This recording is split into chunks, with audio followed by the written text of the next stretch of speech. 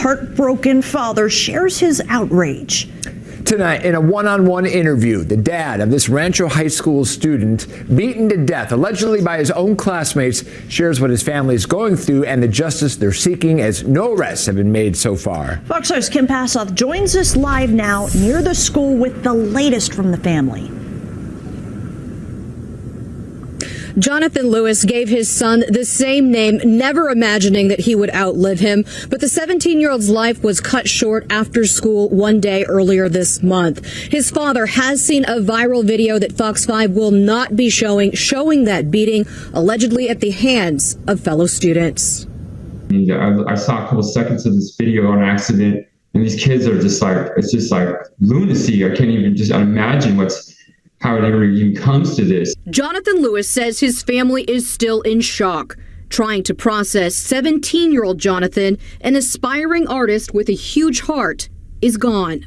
All right, guys, so we got to talk about what is a very disturbing video that is floating around on the internet of a young man by the name of Jonathan Lewis getting beat to death near a high school out in Las Vegas by 15 teenagers who happen to be black. Now, again, this video going viral would be a national news story in the sense that there would be wall-to-wall media coverage. MSNBC, CNN, all of the mainstream level media outlets would be covering it had the roles been reversed in regards to race. That is obvious, okay? Democrats would be boohoo, whining, crying, throwing a fit. Had you had a story where 15 white students jumped a black student, they would have called it a modern day lynching, okay? There would be rage. There would be protests in the street. People will be destroying property, okay, over this. However, with this story right here, you don't see it on MSNBC.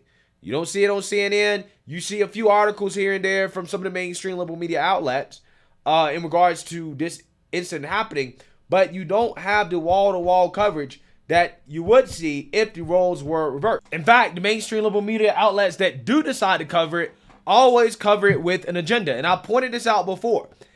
Look at the headlines here. This is from NBC, okay? When the black teenager got shot by the white man for going to the wrong house, they make it very clear this is racial, right? They're gonna play up the race aspect here, okay? Look at this headline: white man who shot black teenager who went to wrong house will stand trial, judge orders. Now, when it comes to this Las Vegas teenager, look at the headline here. Same outlet: Las Vegas teen dies after being attacked by 15 people while defending friend, father says. Yeah, so again, the real headline should be white Las Vegas teen dies after being attacked by 15 black teenagers or black people while defending friend, father says. Now, again, if the media was consistent, that would be the headline. Either that or the headline where the black person is the victim, you wouldn't have the racialization of it. But they always racialize it when blacks are the victims. When whites are the victims, all of a sudden now, let's not talk about race, right? We don't want to have a race conversation anymore. It's incredible how that works. However, I will say, News Nation actually does a good job of covering this story in the way that the rest of the mainstream liberal media should be covering the story. And I want to react to this because the father of the 17-year-old who was beaten up is speaking out. The 17-year-old unfortunately lost his life after he was defending a friend who got thrown in the trash can after he confronted some bullies who had stole something from him. And then Jonathan, who's a hero in this situation, tried to defend his friend by confronting the bullies who was going after his friend. And then those bullies ended up jumping Jonathan and beating him to death. Which, again, mysteriously, none of these people, okay, the people that are involved in beating Jonathan to death has been arrested by police. And I think we all kind of know why. So without further ado, let's go ahead and get into this. This video is hard to watch, but you need to.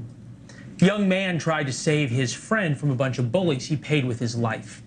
This is video of the attack. The dozen or so kids beat Jonathan Lewis to death. And as I said, don't look away. Don't change the channel.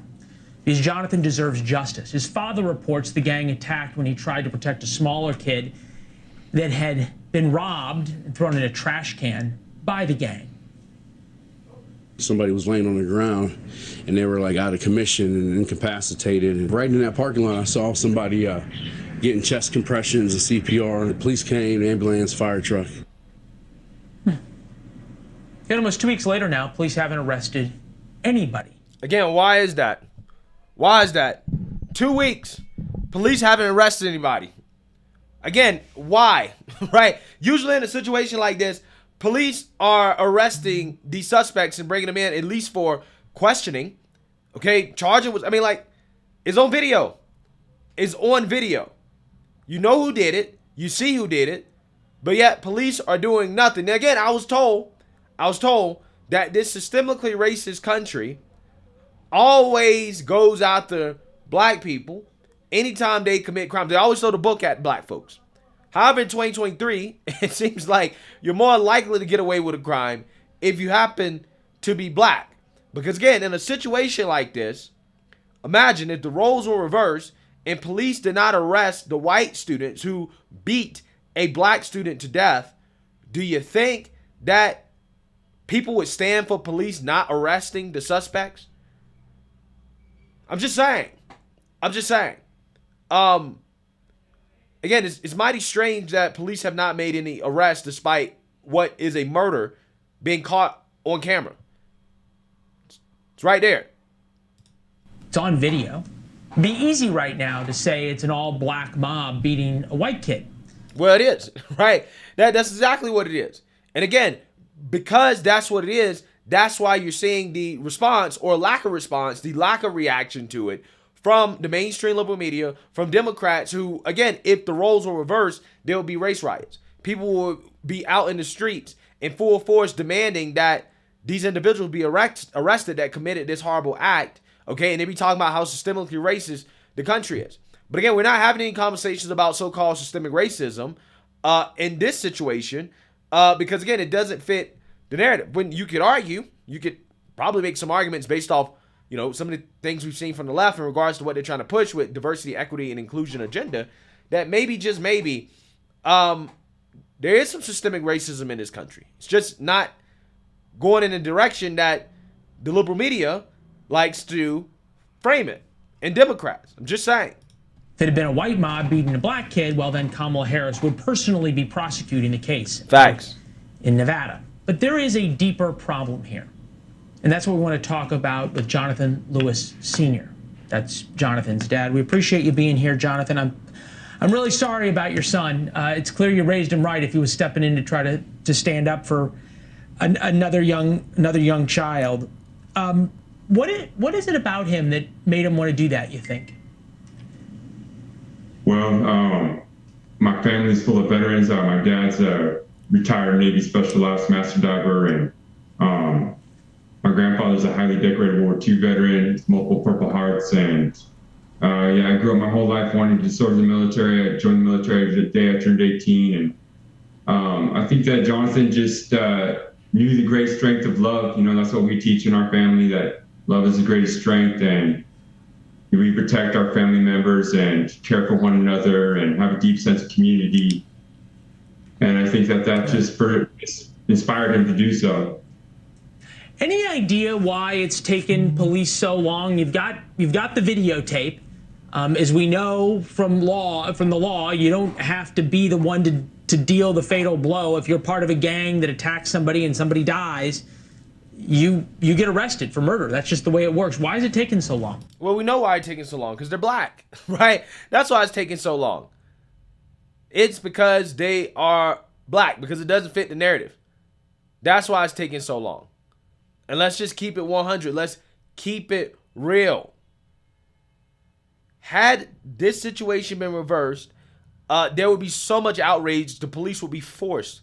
They would be forced to go and make arrests. They would have to, or else they'd be called racist, right? I'm just saying. Well, I'm in close contact with Las Vegas Metropolitan Police Department's Detective Division, and they are working very diligently. They haven't given me a reason why they haven't made an arrest yet, but they do have, there's other videos that are not released to the public, just so that you're aware of that. And exactly what occurred was that Jonathan was actually attacked first by a few kids, and they couldn't beat him up because he was so strong. And then so all the other kids joined in and beat him to death after that. Wow.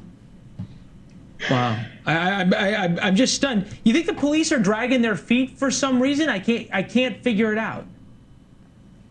Well, I can tell you that I've had sat down and have meetings with these detectives, and they're very highly efficient at their work. I think that there's a lot of other unique factors involved.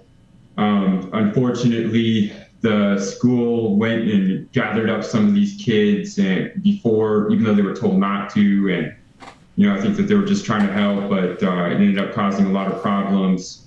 So the investigation got more complex. Yeah, Jonathan, I'm so sorry, and I know you raised your son right in a really incredible way, and I'm thankful that there are people like him out there. Appreciate your time, sir. Thank you very much. Yes, thank you very much. And I just hope that the community can kind of come together and find a sense of peace and love for each other. Yeah. Thank you, sir. Facts. All those 15 teenagers, bullies, agents of chaos, thugs, right? Whatever you want to call them. Yeah, they should be arrested and charged with murder. They should have the book thrown at them. They should be locked up, and we shouldn't throw away the key. Because, again, if you're going to beat up somebody to the point of death and not know when to stop, you shouldn't be a part of normal, regular, everyday society. I get it. Kids get in fights. Things happen, right? But there's a difference between having a little fight, okay, and then escalating the fight to the point of savagery, which is what happened there. That was a moment of savagery, okay? All of those students that participated in beating up that kid were savages. That is savage behaviors that we cannot have in our society. So we'll have to follow up on this story, see if the police actually do their jobs. Hopefully they will after they get some pressure to actually do their jobs. And I hope all 15 of the bullies that were involved in this, again, I hope that they're charged with the fullest extent of the law. They're locked up for life and throwing away the key, right? We can't have any tolerance for this type of behavior. Again, it's just a shame that this is not getting the coverage it deserves simply because, again, it doesn't fit the racial narrative that the media likes. Let me know what you guys think. Make sure you like, comment, and subscribe. Most importantly, share a Black conservative perspective. Peace.